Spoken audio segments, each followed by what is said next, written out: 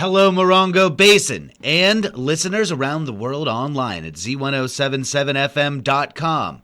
Here is the Z107.7 Local News for Wednesday, August 6th, 2025.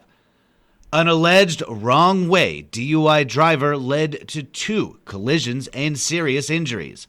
Early Sunday morning at around 4 a.m., the California Highway Patrol says that Martin Fierro, a 23-year-old resident of Beaumont, was driving a Chevrolet Sonic westbound in the eastbound lanes of 29 Palms Highway east of Yucca Park Road. Christopher Bethel, a 25-year-old resident of 29 Palms, was driving a Hyundai Kona eastbound in the eastbound lanes when the CHP says he was hit head-on by Fierro. The Hyundai overturned and came to rest on its side as Bethel was attempting to exit his vehicle. Jasmine Hernandez, a 19-year-old resident of 29 Palms, driving a Volkswagen Jetta eastbound, crashed into the Hyundai. Bethel sustained serious injuries and was transported to Desert Regional Medical Center to receive medical attention. Hernandez was also taken to Desert Regional to seek treatment for a minor injury. The CHP says they investigated the scene and determined that Fierro was driving while under the influence of alcohol. Martin Fierro was arrested for investigation into DUI causing serious bodily injury and driving the wrong way on a road, and is being held at the West Valley Detention Center on $250,000 bail. An extreme heat warning is in effect for the Morongo Basin, kicking in at 10 a.m. today. Temperatures are set to top out at 112 degrees in 29 Palms, according to the National Weather Service. The city of 29 Palms has announced that they will be opening their cooling center today and tomorrow to provide relief for locals. The cooling center will be open to everyone from 12:30 p.m. to 5 p.m. at the 29 Palms Senior Center, located at 6539 Adobe Road. Additionally, all San Bernardino County libraries in the Morongo Basin service cooling centers.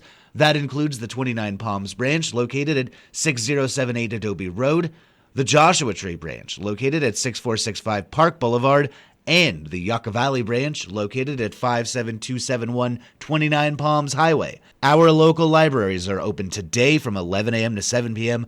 and tomorrow from 10 a.m. to 6 p.m. Monday marked the groundbreaking of Phase 2 of Yucca Valley's long-anticipated sewer system. A project decades in the making, it aims to protect local drinking water, improve public health, and prepare the community for future growth. Reporter Hillary Sloan was on site and brings you the details of Phase 2 of Yucca Valley's sewer system project.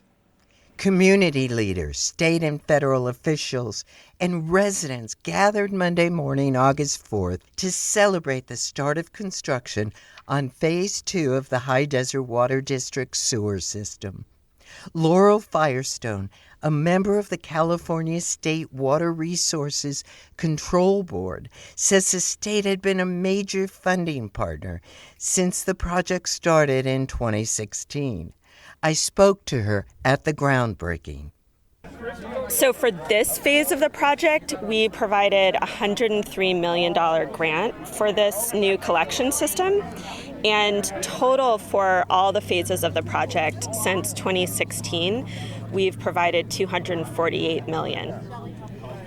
The project was initiated after studies revealed that septic systems were contaminating groundwater in the same aquifer that supplies drinking water to Yucca Valley residents. Firestone says the Regional Water Quality Control Board acted to protect this resource. The Regional Water Board issued a prohibition on septics, and that really kickstarted this program to develop a wastewater collection system that could treat the nitrates, help recharge the groundwater, and also help development in the area. Federal funding has also played a key role, though Firestone notes that those dollars are increasingly at risk. This project is absolutely an example of how critical federal funding is for infrastructure in our state. Officials say Phase 2 builds on years of planning, funding, and successful completion of Phase 1, which linked the first group of homes and businesses to the treatment plant. Once finished, the system will remove thousands of septic tanks, protecting groundwater and preserving the desert ecosystem for future generations. For more information, see this story at Z107.7 FM.com. For Z107.7, this is reporter Hillary Sloan. Grace Kelly is coming to Flamingo Heights, at least cinematically. That's because the Flamingo Heights Community Association is hosting another movie night, and this time they'll be screening the Grace Kelly starring Dial M for Murder. This classic crime film is directed by all-timer Alfred Hitchcock, and you can watch it alongside your friends and neighbors totally for free. They invite you to bring your own snacks for this screening tonight from 7 p.m. to 10 p.m. The Flamingo Heights Community Center is located at 55977 Paris Street in Yucca Valley. The Town of Yucca Valley Community Services Department announced that they are hosting a 5K family fun run and 2K walk on September 6th at the newly remodeled Macris Park in the Upper Sky Harbor neighborhood of Joshua Lane. The event offers a morning of fitness and fun for participants of all ages and abilities. Participants can choose between a 5K run, which includes a competitive timed option, and a 2K walk. Both events will be professionally timed and include race bibs for all registered participants. Registration is accepted online right now at yucca-valley.org or in person at the community center. Early bird registration is open through August 10th for a discounted price of only $30 and includes an event t-shirt and goodie bag. Regular registration continues from August 11th through race day at a fee of $35. On-site registration will also be accepted on race day. And finally, if you feel like you're occasionally missing stories from the Z107.7 Local News, here's online news editor Robert Hayden with one more way you can keep up with your community. Z107.7 News comes to you over the air 7 times a day and anytime as a podcast. But as we continue to grow our news team to match the pace of the Morongo Basin, we also know that some stories can get missed by listeners or the full story can't be reported in a single newscast.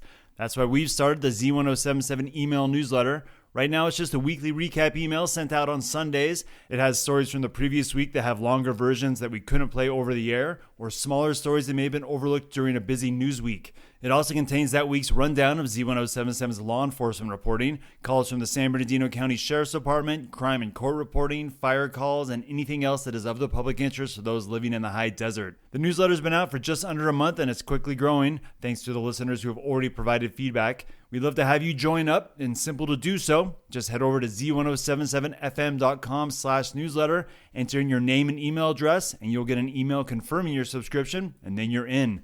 As the list and our news continues to grow, we will offer more newsletters in the future with different content choices, but that'll always be up to you on what you want to receive in your inbox. And don't worry, we don't like spam either, and we'll never share or sell your email address.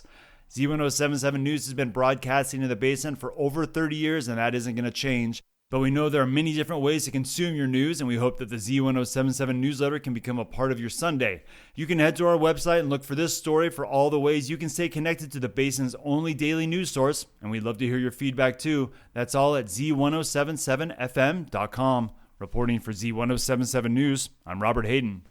That's our local news. Hear local news 7 times a day, 7 days a week at 7, 8, 9, noon, 4, 5, and 6.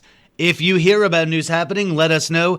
Email us at tips@z107.7fm.com. Reporting for the Morongo Basin News Leader, the award-winning Z107.7 Local News, I'm News Director Jeff Harmatz.